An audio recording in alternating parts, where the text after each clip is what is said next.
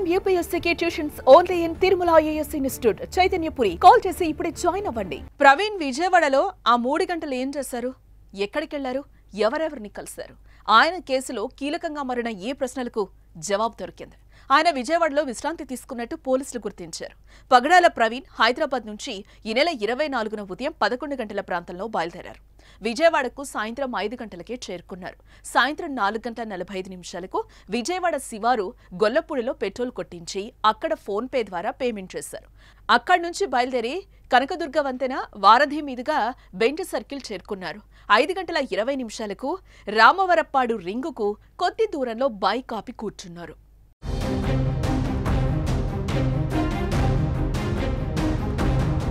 ఇది గమనించి అక్కడికొచ్చిన traffic SI Subbarao అతనికి తాగునీరిచ్చి పక్కనున్న పార్కులో కూర్చోపెట్టారు. తాను హైదరాబాద్ నుంచి రాజమహేంద్రవరం వెళ్తున్నానని ప్రవీణ్ ఎస్ఐకి చెప్పారు. బైక్ హెడ్లైట్ దెబ్బతిని ఉండడంతో అప్పటికే బైక్ ప్రమాదానికి గురైనట్టు తెలుస్తోంది.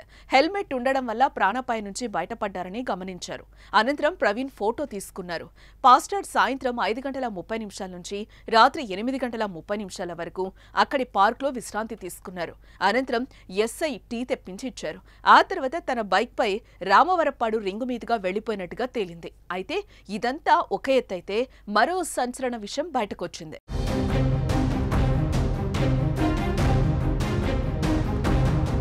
పగడాల ప్రవీణ్ ఓ వైన్ షాప్ లో మద్యం కొనుగోలు చేసినట్టుగా ఓ వీడియో వైరల్ అవుతోంది. ఆయన హెల్మెట్ తోనే వచ్చి మద్యం కొనుగోలు చేసినట్టు దానిలో కనిపిస్తోంది. రాత్రి 10:10 సమయంలో ఆయన మద్యం కొనుగోలు చేసినట్టు ఆ వీడియోలో కనిపించగా దానిపై స్పష్టత రావాల్సిందే. మద్యం కొన్న తర్వాత ఆయన నిజంగానే సేవించారా, మద్యం సేవించి బైక్ నడిపారా అనే దానిపై పోలీసులు అధికారికంగా క్లారిటీ ఇవ్వాల్సిందే.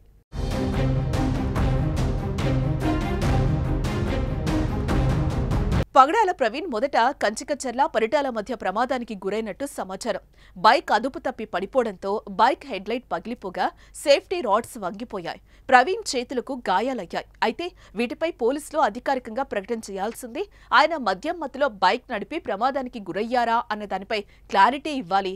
ఈ కేసులో బయటకొచ్చిన ఈ తాజా పరిణామాలతో కేసు మరో మలుపు తిరిగినట్టుగా కనిపిస్తోంది. ఎందుకంటే గత మంగళవారం కొంతమూరు టోల్గేట్ కు సమీపంలో చనిపోయి కనిపించిన నాటి నుంచి ప్రమాదం కాదు హత్య అని క్రైస్తవ సంఘం బలంగా అనుమానిస్తోంది.